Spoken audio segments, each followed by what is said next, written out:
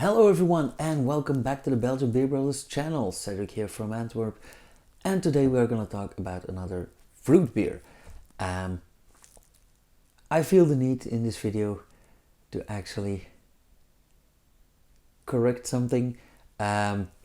Since last week, the Kazematten video, or actually this Monday, in the Kazematten video I kind of butchered someone's name, and he's featured in this video again. Because today we're going to talk about the Rodenbach Fruitage, and I actually found out that I used to butcher that name as well, because I thought this is a Belgian beer from the west of Flanders, near the French border. I thought this was Rodenbach Fruitage, which means the same thing, but in French. And apparently this beer was first launched in the USA around 2014 or 15, and it was called Fruitage. How did I find this out? Because I heard Rudy Gekire, the brewmaster of Rodenbach, say it in a video. And while I was researching this, I didn't only learn the pronunciation of Fruitage instead of Fruitage, but also Rudy's name. It is Rudy Gekire, and I thought that was Gequière, so also in French. So, lesson learned, Rodenbach has nothing to do with French whatsoever. After that correction, we're not gonna talk about the brewery anymore, although I am gonna make a video about Rodenbach probably in a few months, because I got the beautiful book about the history of Rodenbach, which is like such a whopper, and I do want to revisit my history of Rodenbach video. If you want to see that version, I'll put a card up here to the Red Triple video where I talk about the history of the brewery. But until then, we are just gonna jump into the beer immediately. So, Fruitage, as the name implies, is a fruit beer by Rodenbach, and of course we have many fruit beers in Belgium, but this one is not based on lambic. This one is based on a Flemish red brown ale, namely Rodenbach itself. Like I said, it was first launched in 2014-15-ish. In the USA, so not in Belgium, and it was launched as a 4.2% ABV fruit beer apparently. Now these days it is a 3.9% ABV, so that is in line with the usual lambic based fruit beers that we have here. A lot of Greek beers, a lot of any fruit beer is somewhere around that 3.5%, maybe 4% ABV mark, which is also very interesting. Apparently, some people see this as the ideal gateway beer into Flemish red brown. I'll see if I agree in a few minutes. But it is supposed to be very soft sour, very fruity, slightly sweet maybe even. So yeah, we'll see. I have high expectations for this one. It is based on a Flemish red brown ale, which is a beer of mixed fermentation, of course, and they added red fruits, mainly cherries.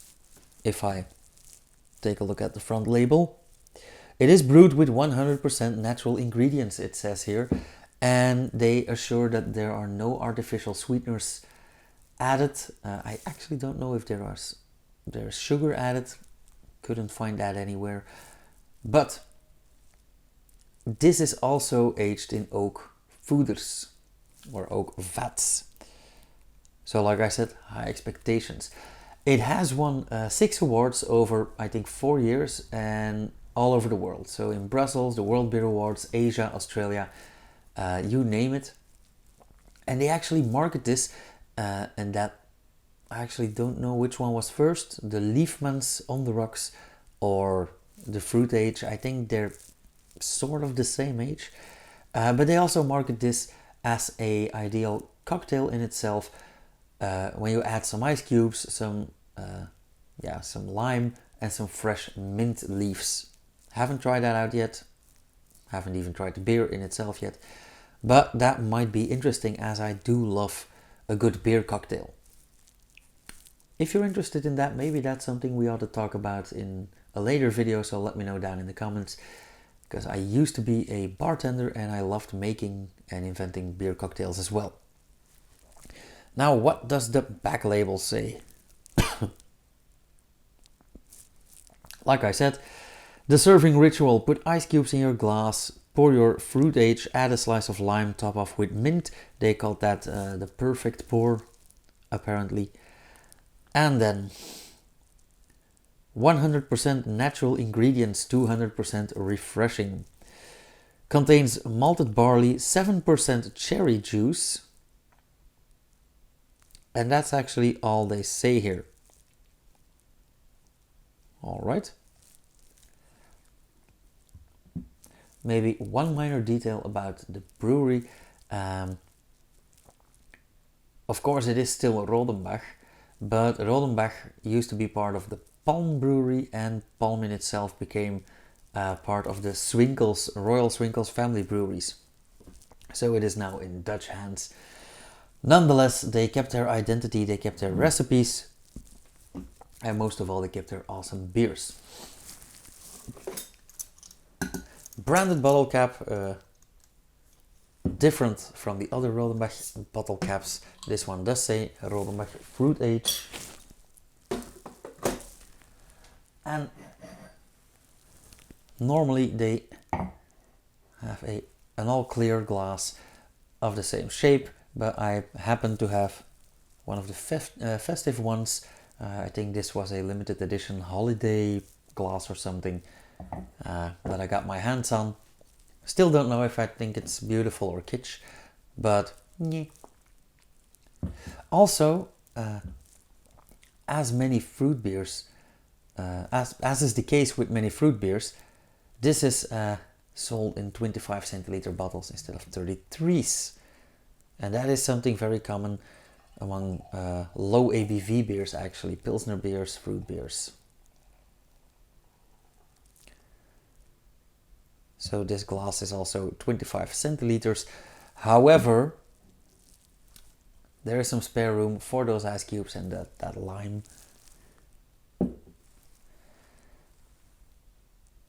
As you see, this is not a red beer.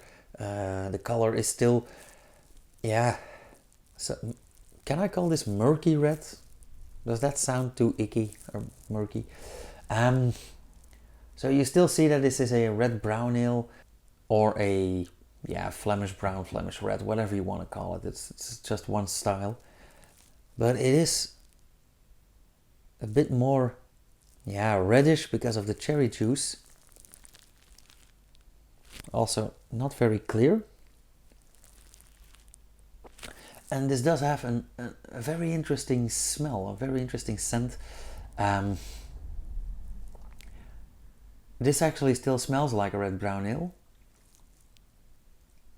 Mainly a bit sour and, might I say, a bit dark, a bit woody, a bit astringent even. But it also smells like cherries. So bear in mind, I haven't had this beer before. I love Kriek, I love cherry beers if they're made decent. And I love red brown ale, although I do think that Rodenbach is a bit, not enough for me. But let's see where this goes. Let's have a taste. This is so sweet and sour, a bit, slightly, a tiny hint of vinegar, but also that sweet cherry smell. A lot to process here.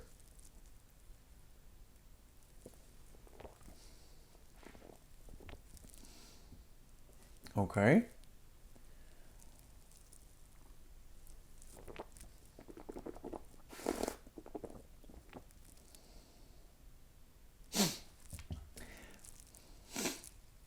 I honestly think that the key word here is indeed soft. Comes in very soft.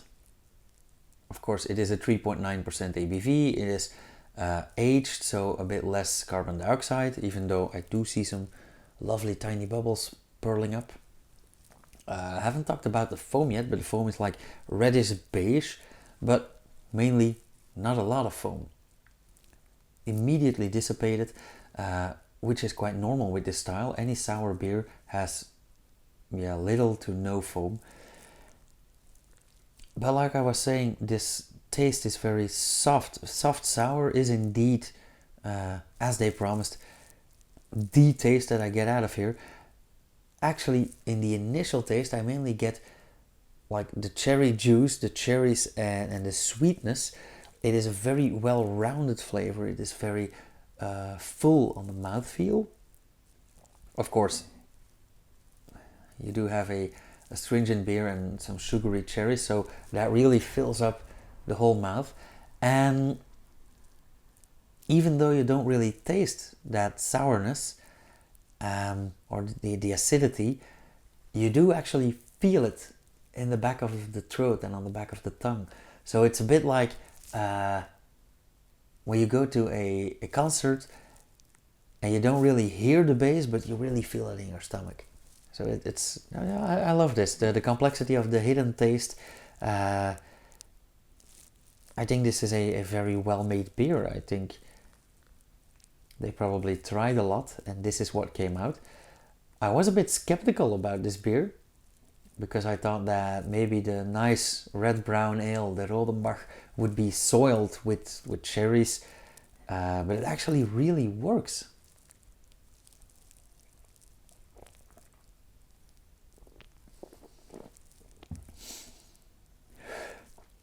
And because the loss of acidity here,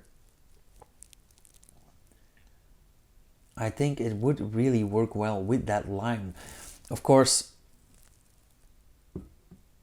we are thinning the beer with ice cubes if we follow these instructions. But nonetheless, I think that would be very refreshing because now it's refreshing, don't get me wrong, but it's not really thirst quenching because it's still quite sweet.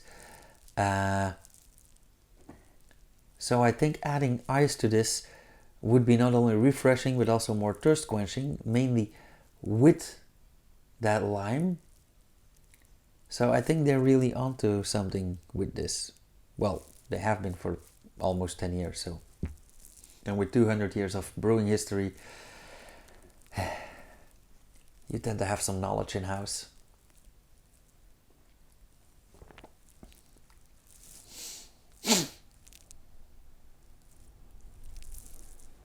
Also, the aftertaste is quite thin.